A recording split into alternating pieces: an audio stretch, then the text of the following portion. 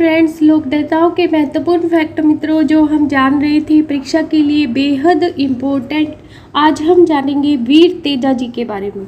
मित्रों, वीर तेजा जी का जन्म 1074 ईस्वी में हुआ था और ये जो जगह थी मित्रों वो थी खड़नाल। खड़नाल एक छोटा सा गांव है और ये पड़ता है नागौर डिस्ट्रिक्ट में। इस जगह पर तेजा जी का जन्म होता है। मित्रों, अब प्रश्न ये है कि इनका जो जन्म है वो कौन से वंश में होता है। अक्सर मित्रों लोक देवताओं के वंश हमसे पेपर में पूछे जाते हैं, तो तेजा जी का जन्म जो है वो नाग वंशीय जाट परिवार में होता है। कौन से वंश में होता है? नाग वंशीय जाट परिवार में। अब मित्रों एक फैक्ट यहाँ से भी ले हम कि तेजा जी के पिता का क्या नाम था। तो मित्रों तेजा जी के पिता का नाम था ताहड़ जी। बहुत ही मित्रों एक यूनिक नाम है जो याद रह सकता है हमें, और हमें याद करना ही है क्योंकि यहाँ से प्रश्न आ सकता है कि तेजा जी के पिता का नाम क्या था। तो ताहड़ जी था और इनकी माता का नाम क्या था? राजकुंवरी। मित्रों अक्सर तेजा जी के पिता का नाम परीक्षा में कई बार पूछा गया है, तो ये बेहद महत्वपूर्ण है। अब बात करते हैं कि तेजा जी की पत्नी। तो मित्रों तेजा जी की जो पत्नी थी वो अजमेर के पनेर गांव की थी और इनका जो नाम था वो था पेमल दे। क्या नाम था? पेमल दे। ये मित्रों जो फैक्ट मैंने अभी आपको तेजा जी के प्रारंभिक जीवन के बारे में बताए मित्रों, ये बेहद इम्पोर्टेंट है। आप इन्हें नोट करें और याद रखें। अब मित्रों जानते हैं तेजा जी की और क्या क्या विशेषताएं रही, इनमें और क्या क्या गुण रहे जिसके कारण ये राजस्थान में लोक देवता के रूप में पूजे जाते हैं। अब बात करते हैं कि मित्रों तेजा जी को और किन किन नामों से जाना जाता है। तो मित्रों तेजा जी को जैसे कि सांपों के देवता के रूप में जाना जाता है। इनको गायों का मुक्तिदाता भी कहा जाता है। गायों का मुक्तिदाता क्यों कहा जाता है? क्योंकि मित्रों इन्होंने गायों की रक्षा के लिए अपने प्राण दिए। इनको काला और बाला का देवता भी कहा जाता है। मैं जो आपको ये बता रही हूँ ये तेजा जी के उपनाम है। क्या क्या उपनाम बताए मैंने आपको? मित्रों सांपों का देवता, गायों का मुक्तिदाता, काला और बाला का देवता और कृषि कार्यों का उपकारक देवता। कृषि कार्यों का उपकारक देवता भी तेजा जी को कहा जाता है। मित्रों ये कृषि कार्यों का उपकारक देवता वाला फैक्ट जो आपको तेजा जी के बारे में बताया, यहाँ से कई बार प्रश्न बन चुका है। मित्रों कृषि कार्यों का उपकारक देवता किसे कहा जाता है? तो वीर तेजा जी को कृषि कार्यों का उपकारक देवता कहा जाता है। इसके साथ साथ मित्रों तेजा जी को धोलिया वीर के नाम से भी जाना जाता है। किस नाम से? धोलिया वीर। ये भी तेजा जी का एक महत्वपूर्ण उपनाम है। मित्रों तेजा जी के जो प्रिय भक्त हैं जो सांपों का जहर चूसते हैं, तेजा जी की जिन पर विशेष कृपा होती है, इनको क्या कहा जाता है? तो इनको कहा जाता है घोड़ला। तेजा जी के भक्तों को क्या कहा जाता है? घोड़ला कहा जाता है। मित्रों तेजा जी की घोड़ी का क्या नाम था? तो ये प्रश्न भी कई बार हमें देखने को मिलता है तेजा जी के बारे में। तो इनकी जो घोड़ी थी उसका नाम था लीलन। क्या था? लीलन, और जिसे सिंगारी भी कहा गया है। ये सिंगारी जो थी तेजा जी की प्रिय घोड़ी, उनकी सवारी थी और इसी ने तेजा जी की मृत्यु का समाचार उनके परिवार तक पहुंचाया था। तो मित्रों यहाँ से प्रश्न बनता है कि तेजा जी की मृत्यु का समाचार किसने उनके परिवार तक पहुंचाया? तो उनकी एक प्रिय घोड़ी जिसका नाम था लीलन या जिसको सिंगारी भी कहा जाता है, इसने तेजा जी की मृत्यु का संदेश पहुंचाया। मित्रों तेजा जी के जो पूजा स्थल है वो कहाँ होते हैं? तो खुले चबूतरे पर इनके पूजा स्थल होते हैं और जिसको क्या कहा जाता है? जिसको थान कहा जाता है। क्या कहा जाता है? इसको थान कहा जाता है। तेजा जी के पूजा स्थलों को थान कहा जाता है। मित्रों तेजा जी के थान पर इनका जो प्रतीक चिन्ह है वो क्या होता है? प्रतीक कैसा प्रतीक होता है जिसके रूप में तेजा जी पूजे जाते हैं? तो एक तलवार लिए अश्वरोही के रूप में पूजे जाते हैं। तलवार धारी तलवारधारी अश्वरोही। मित्रों, एक तलवारधारी अश्वरोही जो एक योद्धा है उसके रूप में तेजाजी पूजे जाते हैं और यही इनका प्रतीक चिन्ह है। मित्रों, इसके साथ साथ एक तलवारधारी अश्वधारी जिसके जीभ पर सांप डस रहा हो, ये जो प्रतीक चिन्ह है वो तेजाजी के रूप में पूजा जाता है। तेजाजी की जो गीत है या तेजाजी के भजनों को क्या कहा जाता है, तो मित्रों तेजा टेर। क्या कहा जाता है? तेजा टेर कहा जाता है तेजाजी के गीतों को। अब जानते हैं मित्रों एक छोटी सी कथा तेजाजी के बारे में, जो राजस्थान के गांव-गांव में तेजाजी की स्मृति में भजन के रूप में, गीत के रूप में, कहानी के रूप में मित्रों बच्चे बच्चे को सुनाई जाती है। तेजाजी की पावन गाथा हम जानते हैं मित्रों। क्या हुआ तेजाजी के जीवन से संबंधित ये घटना जो हमारे लिए प्रेरणा स्रोत है। तेजाजी के संबंध में मित्रों जनश्रुति प्रचलित है कि एक बार तेजाजी की माँ ने तेजाजी को आदेश दिया कि वो खेत में जाए और खेत का काम करे। हल लेकर तेजाजी खेत की तरफ निकल पड़े और खेत में सुबह से लेकर शाम तक कड़ी धूप में इन्होंने कार्य किया।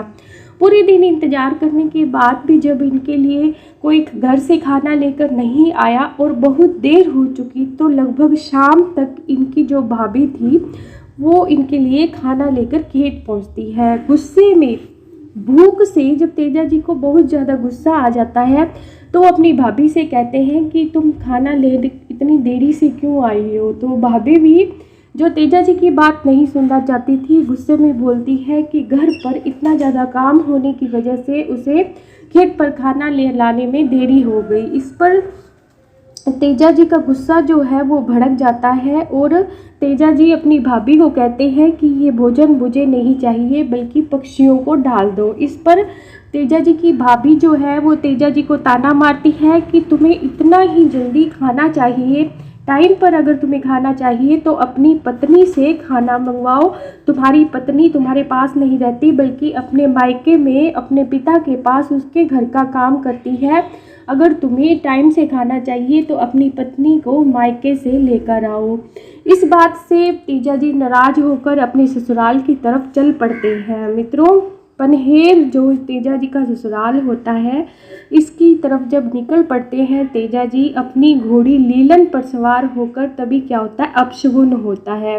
मित्रों, अपशगुन हुआ तो जोशी को बुलाकर पूछा जाता है। इस पर जोशी भविष्यवाणी करता है कि इस यात्रा में जो ससुराल की तरफ तेजाजी कर रहे हैं, इसमें तेजाजी की मृत्यु भी हो सकती है।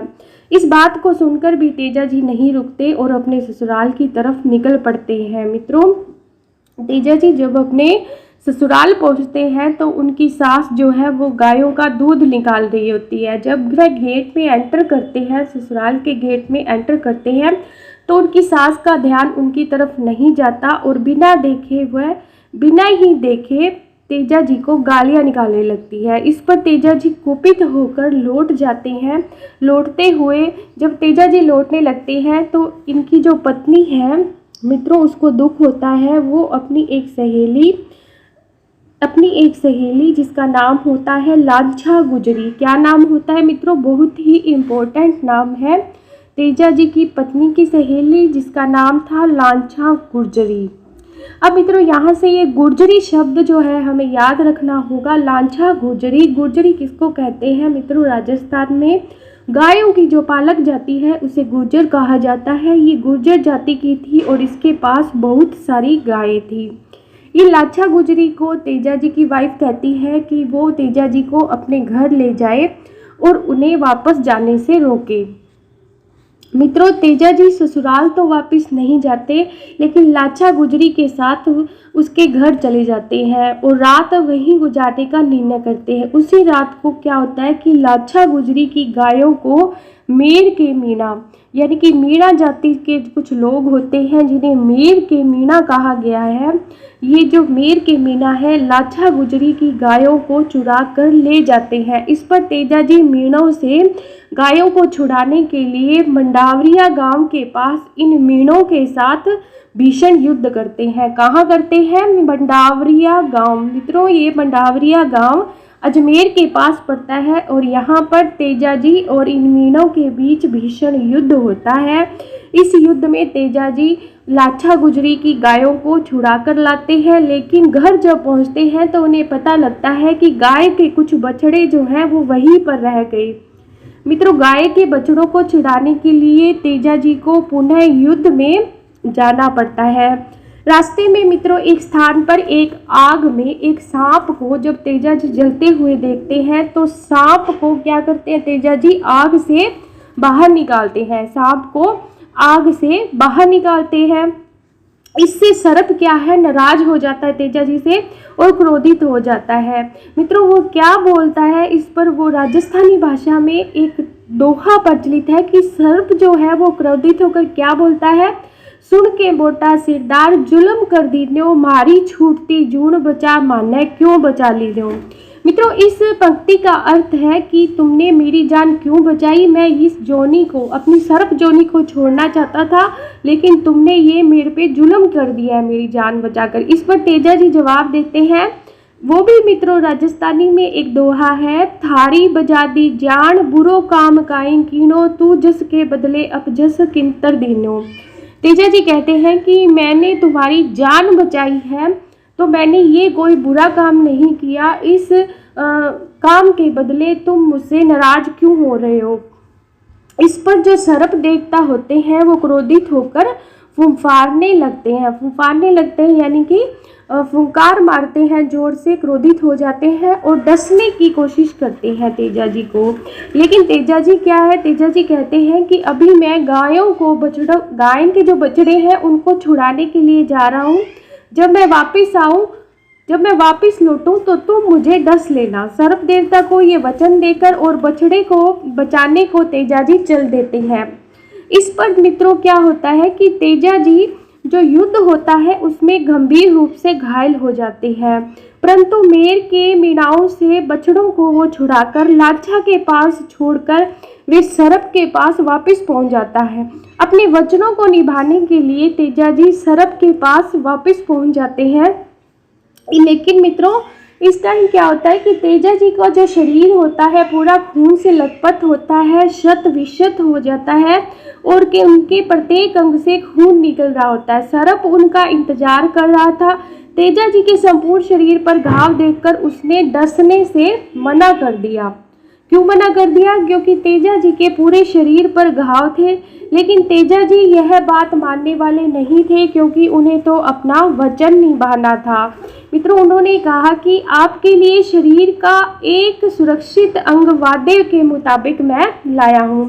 तेजाजी ने कहा कि मेरे शरीर का एक अंग अभी भी बिल्कुल घायल नहीं है, जिस पर कोई घाव नहीं है, ऐसा अंग मैं आपके साथ वादे के जो मैंने किया था उसके मुताबिक लाए हूँ, वो आप वहाँ डस सकते हैं। कहकर तेजाजी ने क्या किया मित्रों, अपनी जीभ, उनकी जो जीभ थी वो बाहर निकाल दी।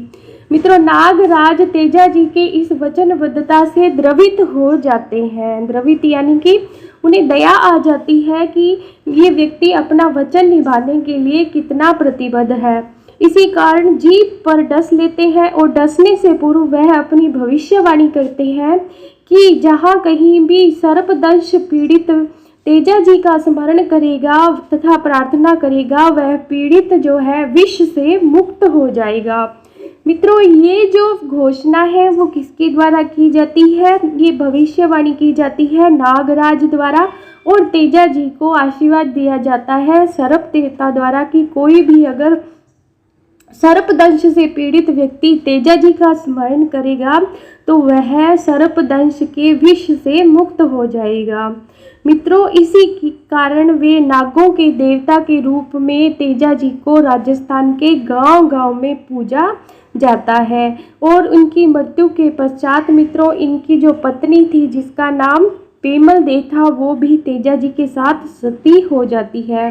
नागों के देवता के रूप में तेजाजी को प्रसिद्धि मिलती है। तेजाजी की पूजा आज भी राजस्थान में नागों के देवता के रूप में की जाती है। मित्रों राजस्थान के गांव-गांव में तेजाजी के थान हैं और हर थान पर सर्पदंश से पीड़ित व्यक्तियों का इलाज होता है। मित्रों, तेजा जी की जब मृत्यु हो गई तो उनका मृत्यु का जो समाचार था उनकी घोड़ी लीलन ने उनके परिवार को दिया। तो मित्रों, ये थी तेजा जी के जीवन से जुड़ी महत्वपूर्ण घटना। तेजा जी को अजमेर जिले के जो ब्यावर मित्रों अजमेर जिले के ब्यावर कस्बे से 10 किमी जो दूर गांव है जिसका नाम है सेंदरिया गांव, यहाँ पर मित्रों सर्प ने डसा था। तो मित्रों, ये फैक्ट निकल कर आता है कि सर्प का दंश तेजा जी को कहाँ लगा, तो इनको सेंदरिया नामक एक गांव है जो अजमेर जिले का है, वहाँ पर इनको सर्प ने डसा था। लेकिन मित्रों, इनकी जो मृत्यु है वो कहाँ होती है? इनकी मृत्यु सुरसुरा गांव में होती है। कहाँ होती है? सुरसुरा गांव मित्रों, और ये पड़ता है अजमेर जिले के किशनगढ़ के पास। ये सुरसुरा गांव भी कहाँ है मित्रों? ये अजमेर जिले में है और मित्रों ये किशनगढ़ के पास है। मित्रों, तेजा जी के जीवन से जुड़े और महत्वपूर्ण फैक्टों के बारे में जाने तो इसमें मित्रों ये जानना अति आवश्यक है कि राजस्थान में तेजा जी के जो मंदिर है वो कहाँ कहाँ बने हुए हैं। मित्रों, पहले लोक देवता है तेजा जी, जिन्होंने सर्पदंश के इलाज के लिए किसका प्रयोग किया? आयुर्वेद का प्रयोग किया। अब मित्रों जानते हैं कि तेजा जी का जो मंदिर है वो कहाँ कहाँ है। तो तेजा जी का मंदिर आज भी भावता, अजमेर में जो तेजा जी का मंदिर है कहाँ है? भावता। भावता ये कहाँ पड़ता है? अजमेर में। और यहाँ पर जो तेजा जी का मंदिर है इसकी विशेष बात यह है कि यहाँ पर जो सर्पदंश से जो पीड़ित व्यक्ति होता है उसका इलाज गौमूत्र से किया जाता है। और ये इलाज जो है मित्रों कैसे किया जाता है? बिल्कुल निःशुल्क किया जाता है, यानी कि इस इलाज के बदले में कोई भी शुल्क जो है किसी से नहीं लिया जाता। मित्रों, तेजा जी अजमेर जिले के इष्ट देवता है, वहाँ पर सबसे ज़्यादा तेजा जी की पूजा की जाती है। और इनकी जो कर्म स्थली है वो कौन सी है? दुगारी गांव, बूंदी। मित्रों, तेजा जी को कृषि के देवता के रूप में भी जाना जाता है। जब किसान हल जोतता है सबसे पहले तो वह तेजा जी की जीवनी गाकर ही हल जोतता है। मित्रों, तेजा जी का जो प्रमुख स्थल है वो पर्वतसर नागौर है, जहाँ पर तेजा जी का प्रतिवर्ष मेला लगता है पर्वतसर नागौर में, जिसकी तिथि है भाद्रपद शुक्ल पक्ष दशमी। भाद्रपद शुक्ल पक्ष दशमी। तो मित्रों, इसको राजस्थान का सबसे बड़ा पशु मेला कहा जाता है, जो लगता है भाद्रपद शुक्ल पक्ष दशमी को। मित्रों, सहरिया जाति के जो आराध्य देव हैं वो भी तेजा जी हैं, जिनके नाम पर सीताबाड़ी जिले में सहरिया जाति का कुंभ मेला आयोजित होता है। तो धन्यवाद मित्रों। तेजा जी के बारे में मैंने आपको महत्वपूर्ण फैक्ट बताए। परीक्षा की दृष्टि से आप इनको याद कीजिएगा। Please like, subscribe and share this video.